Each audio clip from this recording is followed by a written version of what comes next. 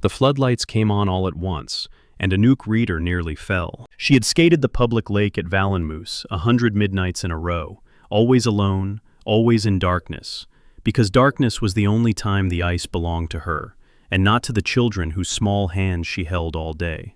She knew every hairline crack under the surface, every place where the mountain wind cut across the black glass and tried to steal her balance.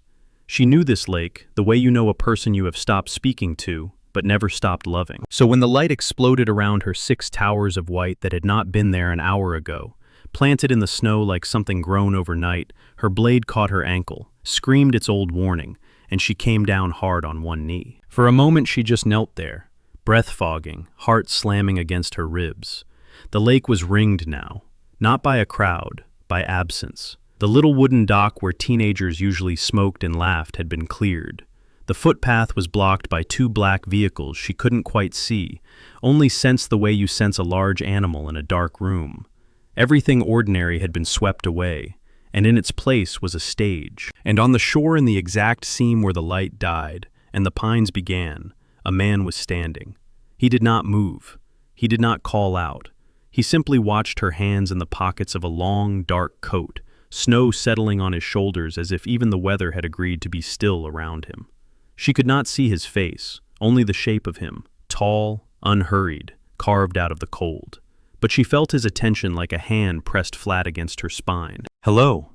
Her voice cracked across the ice and came back smaller. "This lake is public. You can't just close it." He said nothing. Anouk got to her feet. Her instinct, honed by a lifetime of performing, was to skate toward the edge and demand an answer. Her body, older and wiser than her pride, told her to run. She did neither. She stayed at the center of the black mirror, floodlit exposed, and she understood with a slow, cold certainty that she had already been placed exactly where this man wanted her. "Who are you?" she called. The wind took the words. The man tilted his head just slightly, the way a person does when they are memorizing something.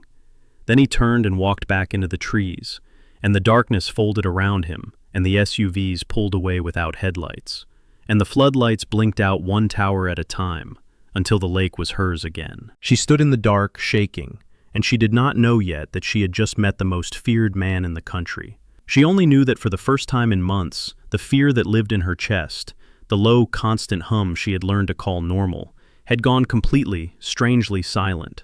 It had not always been silent. That was the thing she would think about later, lying awake in her narrow room above the ski rental shop, staring at the ceiling and listening to the pipes tick. 6 months ago, her life had been a slow accumulation of dread. There had been a man outside the rink first once, then often, a heavy-set figure who never came in, never spoke, only smoked and waited and watched the children's parents pick them up, watched her. There had been the debt, a signature she'd given 4 years ago for her father's care, a loan from the kind of lender who does not send letters, but sends people. And those people had begun sending her photographs of her own front door, with the Times written on the back. And there had been Leon, who had once been a boyfriend, and had become a shadow who called at 3 in the morning and hung up, who left flowers she hadn't asked for, and then left the stems of those same flowers snapped on her windshield. A stalker with a wounded ego, and she'd started to fear a plan. For months she had lived inside that web, and then she counted back now, staring at the ceiling. Somewhere around March, it had all simply stopped. The man outside the rink had not come again. The debt collector had not called. She had assumed the loan sold on forgotten, and Leon had moved away, people said. Left town suddenly, no forwarding address. She had been so grateful, so relieved to have her nights back, that she had never once asked the obvious question. Why? Threats do not evaporate. Men who send you photographs of your own door do not lose interest. Stalkers do not simply pack up and leave, unless someone makes them. She sat up in the dark, and for the first time she let herself think the thought all the way to its end, that the silence around her life had not been luck, that it had been built. Brick by invisible brick, someone had walled her in, and she had mistaken the wall for peace. The man on the shore had not looked at her the way a predator looks at prey. He had looked at her the way a jailer looks at a prisoner he cannot stop visiting. His name reached her the next morning, and it came the way a temperature drops all at once, the whole room going cold. She had walked down to the cafe on the square for coffee she couldn't afford, and old Herr Brunner, who ran it, had glanced out the window at a black car idling across the street, and had gone quiet in a way that Herr Brunner never went quiet. Anouk followed his gaze. "That car was at the lake last night," she said. "There were men. They closed the whole lake. Do you know?" "Don't." Brunner set her cup down without looking at her. His hand, she noticed, was not quite steady. "Don't ask about that car, Fräulein Reeder. Don't ask whose it is. And if the man who rides in it should ever speak to you—" He stopped himself. His jaw worked. "God help you, just be polite." "Who is he?" Brunner leaned close, and the word he said was so soft she felt it more than heard it. Sorel. The name meant nothing to her, and everything to the room. She saw two other patrons stop their spoons. She saw a delivery man in the doorway decide not to come in. Sorel. Viktor Sorel. She would learn the shape of it over the coming days, the way you learn the shape of a tumor. A name spoken only in fragments. A man who owned the valley's silence the way other men owned its hotels. They said he had come out of the East 20 years ago, with nothing but a dead brother's name, and had built in the mountains where money goes to hide an empire of it. They said 3 governments would like to know where he slept. They said the last man who crossed him had been found on the pass with the snow melting around him in a perfect circle, as though even the cold had been paid to look the other way. And this man, this name that made an entire cafe hold its breath, had emptied a public lake at midnight, dressed the shore in floodlights, and stood in the shadows to watch a broken skater skate alone. Anouk's coffee went cold in her hands. Why me, she thought. What could a man like that possibly want with a woman like me? She was afraid.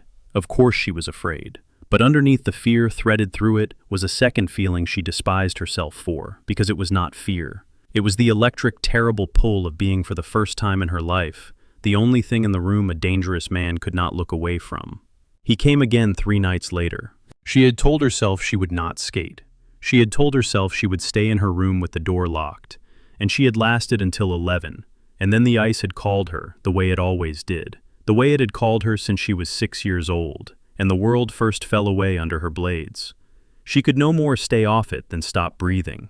So she went down to the lake in the dark, and the floodlights were already on, and the shore was already cleared, and he was already there. This time, she did not stop. This time, some reckless thing in her decided that if she was going to be watched, she would at least be seen doing the one thing she had ever been good at. She skated. She let herself go the way she hadn't in years, the way her ruined ankle usually forbade, the long gliding crossovers, the spread eagle with her arms open to the black sky, the spin that used to bring arenas to their feet, and now brought only the pines and the man and the cold. Her ankle burned. She didn't care. She was furious, and she was frightened. And both of those things had somewhere to go now, out through her blades and into the ice. And when she finally came to a stop, chest heaving, snow in her hair, she was closer to the shore than she had ever let herself be. Close enough to see his face. It was not the face she'd built in her fear. She had imagined something brutal. What she found instead was worse, because it was human. A hard, still, beautiful face, older than his body, with pale eyes the exact gray of lake ice at dawn, and a scar that ran through one eyebrow like a crack in stone. He was watching her, the way a man watches something he has decided he is not allowed to have. "You skate like her," he said. His voice was low and even and unhurried, a voice that had never once in its life needed to be raised to be obeyed. "Like who?" Anouk said. Viktor Sorel did not answer. Snow fell between them. And then he said the thing that unmade her. "You're going to stop coming to the lake at night." "Excuse me? It isn't safe." "You made it unsafe." She was shaking, but she made her voice hard. "You closed a public lake. You put your men in the trees. You've been watching me how long? How long have you been watching me?" Something moved behind his eyes. Not guilt. Grief, maybe so old it had turned to bedrock. "Long enough to know," he said, "that the men who wanted to hurt you are no longer able to." The cafe's whispers came back to her, all at once. The loan sold on Leon, moved away the man outside the rink, never came again. The wall, the invisible wall. She had found the mason. "What did you do to them?" she whispered. "I made you safe." He turned to go. "That's all you need to know." "That is not all I need to know." She skated to the very edge of the ice, and her blade struck the frozen shore, and she almost fell, and he almost. She saw it. She would swear to it for the rest of her life. He almost reached out to catch her. His hand came halfway out of his pocket, and then he closed it into a fist and let it drop, and stepped back and put a full arm's length of cold between them, as though touching her were the one thing his fear was made of. "Who am I to you?" she asked him. Her voice broke on it.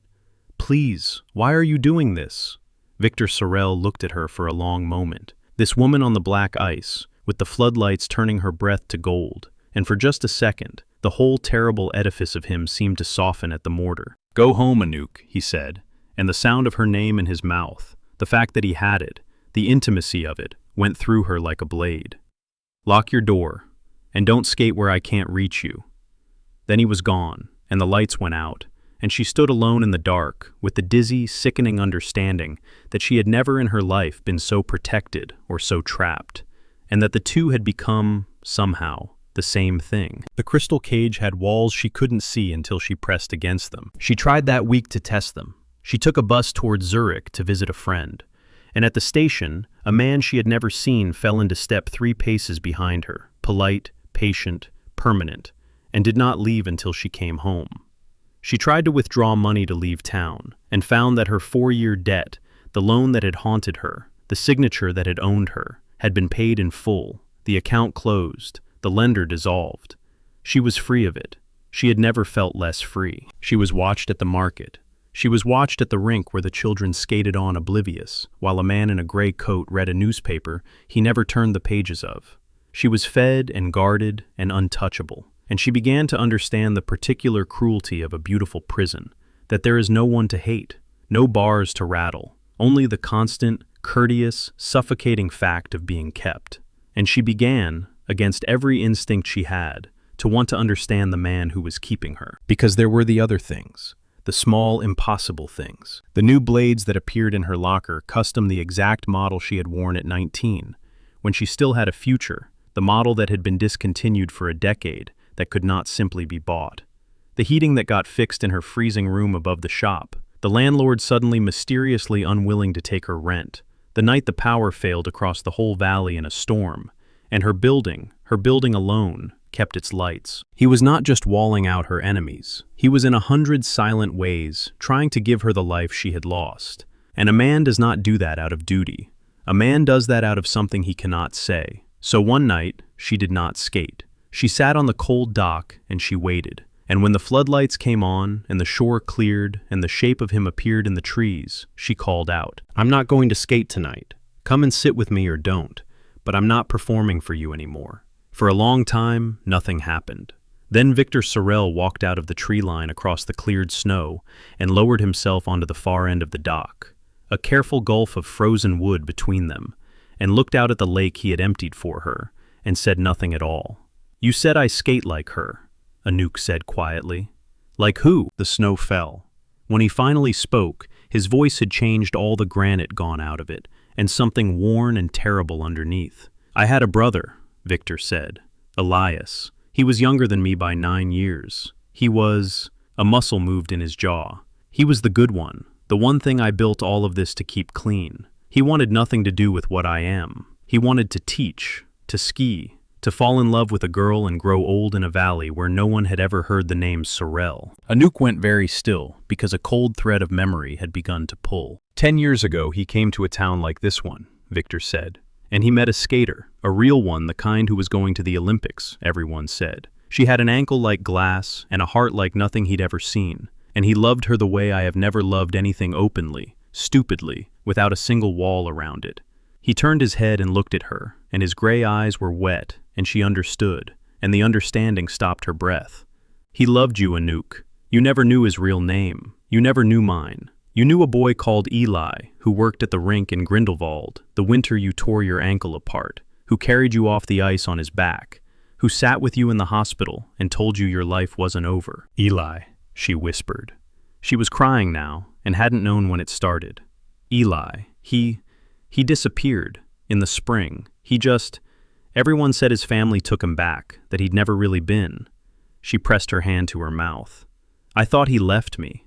I've spent 10 years thinking he left me." "He didn't leave you," Viktor said, and his voice was the sound of ice going out on a lake in the first true cold of the year, one long, low crack. "He was killed.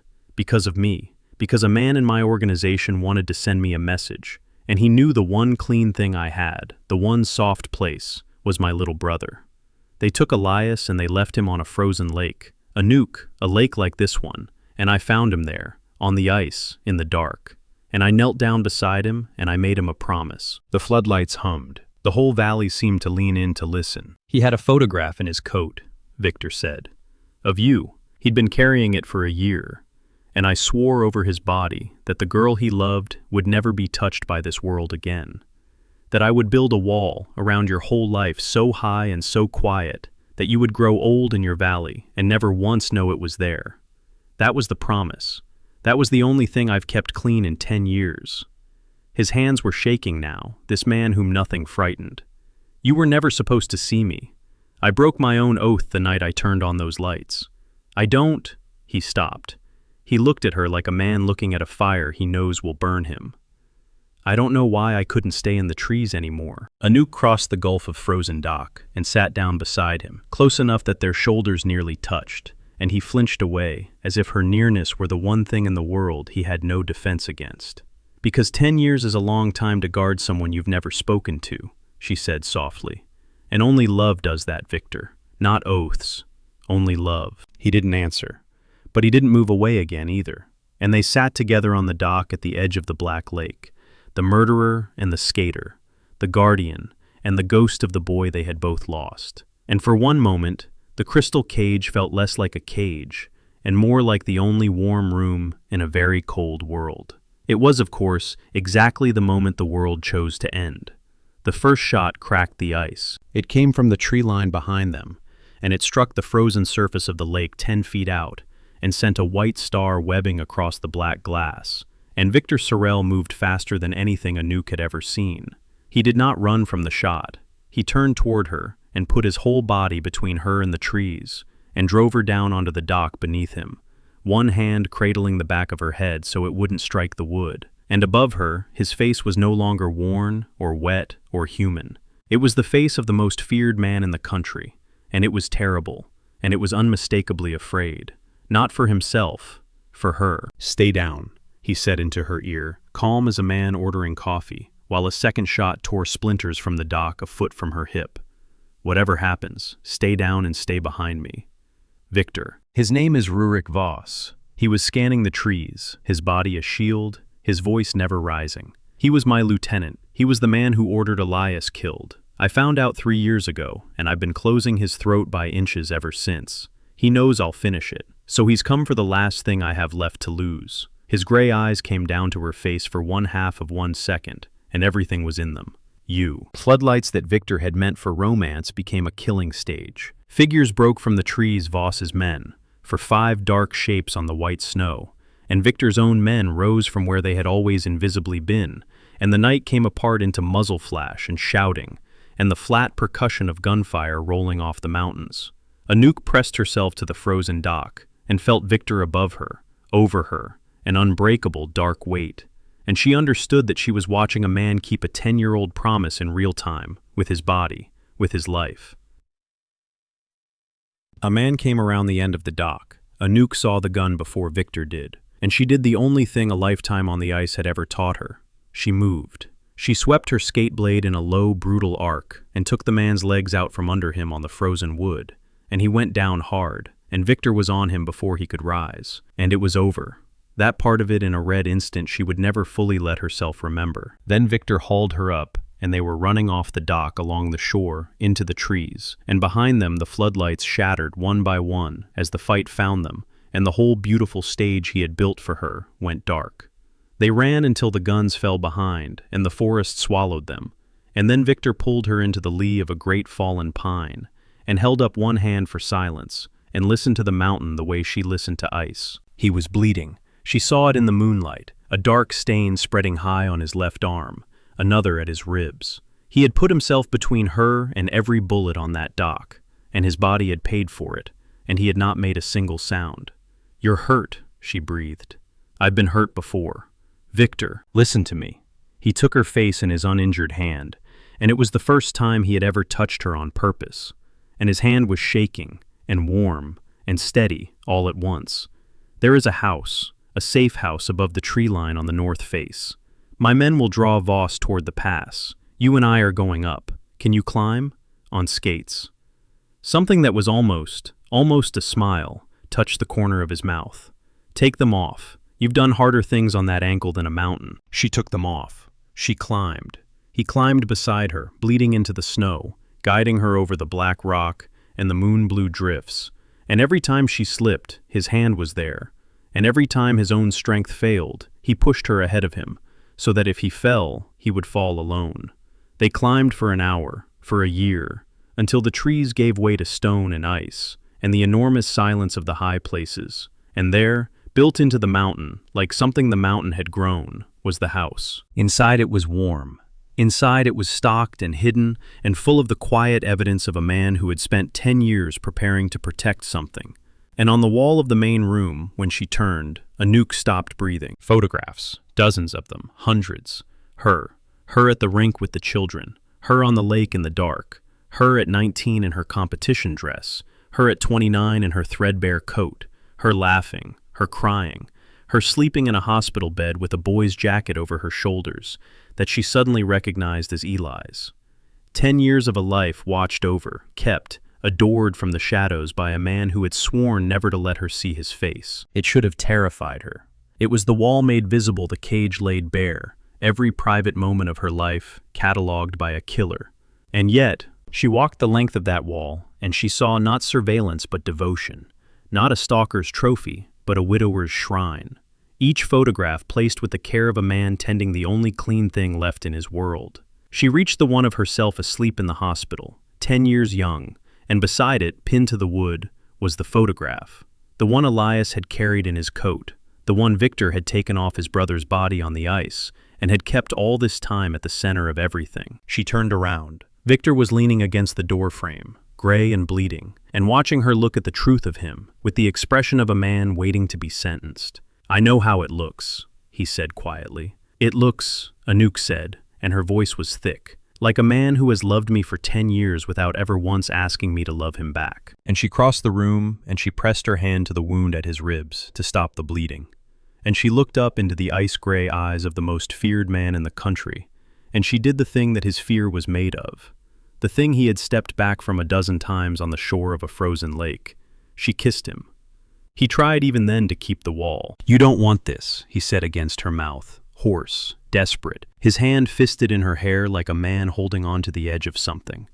"You don't want me. I am not Anouk. I am the reason he's dead. If Elias had never loved you, if you had never—" "Stop." She pulled back just enough to make him look at her. "You want to carry that too, on top of everything else. You'll carry the whole world for me, but you won't let me carry one thing for you." Her voice broke. "Elias is dead because a man named Viktor Voss is evil, Viktor. Not because you loved him, not because I skated. You have spent 10 years standing between me and every bad thing in the world. Let me stand next to you for one night, just one. Let me not be behind the wall for one night." And the wall came down. It came down slowly, the way ice goes out on a lake, one crack, then another. Then all at once, the whole frozen surface of him breaking apart into moving water. And the man underneath it was not soft. He would never be soft, but he was for the first time in 10 years reachable. He held her like a man who had forgotten he was allowed to hold anything.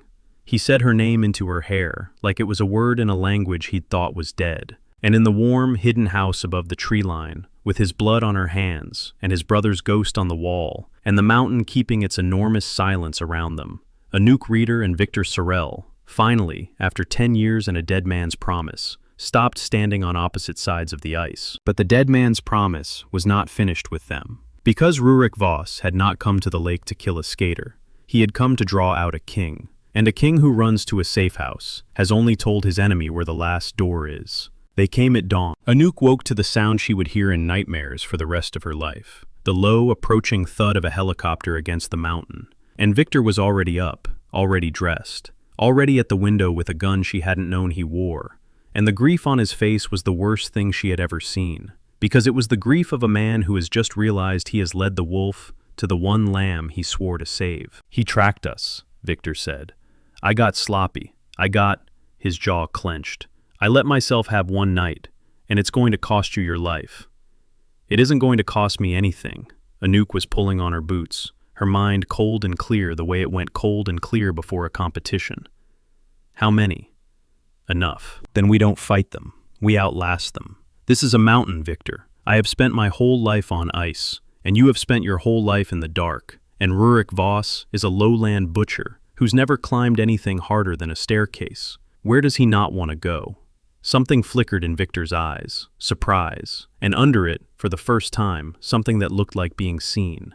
The glacier, he said slowly. The North Crevasse Field. No one crosses it. It's a graveyard. Then that's where we're going. And when he follows us, the mountain does what I've spent 10 years doing. A terrible, beautiful understanding passed between them. It kills the thing that comes for you. They went out the back into a world of white fire, the rising sun turning the glacier to blinding gold. And behind them, Voss's men fanned out across the snow, and ahead of them lay the crevasse field, the great blue wounds in the ice, snow-bridged and hidden, that had swallowed climbers for 100 years. Anouk went first. Of course she went first, because she could read ice the way Viktor read men, and every step she took, she read the truth of the surface. Here is solid. Here is hollow. Here is death dressed up as snow. And Viktor stepped exactly where she stepped, trusting her with his life, the way she had spent months learning to trust him with hers. And Rurik Voss, screaming his triumph, chasing the king and the girl across the roof of the world, did not read the ice. He came onto a snow bridge Anouk had led them carefully around a delicate arch of frozen white over a blue crevasse 200 feet deep. And for one moment he stood there in his triumph with his gun raised, and Anouk turned back and looked at the man who had murdered the boy she loved. And she did not have to do anything at all. The mountain did it. The bridge gave way with a sound like the end of the world, and Rurik Voss and his last 2 men dropped into the blue dark without even time to scream. And the glacier closed over them the way it had closed over 100 years of the arrogant and the cruel. And the north face went silent, and it was at last finished. Viktor pulled Anouk back from the edge and held her against him on the solid ice, both of them shaking. The sun rising huge and gold over a world of blinding white, and neither of them spoke, because there was nothing left in the whole valley that wanted to hurt her, and there never would be again. He tried to leave her, naturally. That was the last wall, the final locked door, and she should have expected it. 3 weeks later, with Voss's empire scattered and the valley quiet, and her ankle healing in the strange new way it seemed to heal when she stopped skating for anyone but herself, Viktor Sorel came to the rink at closing time, dressed like a man going to a funeral, and told her he was going away. "You have a life," he said. He would not look at her. He looked at the empty ice. A clean life, children who need you, a whole valley that has never heard my name spoken above a whisper. If I stay, that changes. The name Sorel is a stain, Anouk. Everything it touches, it darkens. I kept my promise. You're safe now. You're free.